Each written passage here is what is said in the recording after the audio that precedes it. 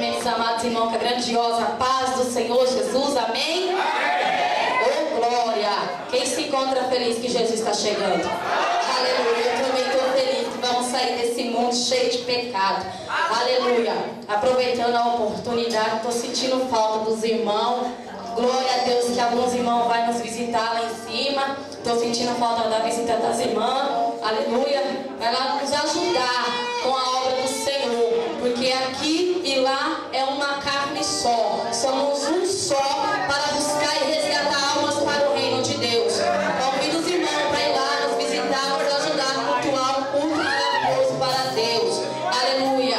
É fácil vir para a casa do Senhor, adorar e glorificar. O difícil é sair da porta para fora para trabalhar para o Senhor. E Deus está atrás desses para trabalhar para Ele. Aqui é casa para a gente se recuperar, se preparar para das portas para fora fazer a vontade de Deus, que é ganhar almas para o reino do Senhor. Aleluia! Quero deixar um pequeno versículo em Malaquias 3.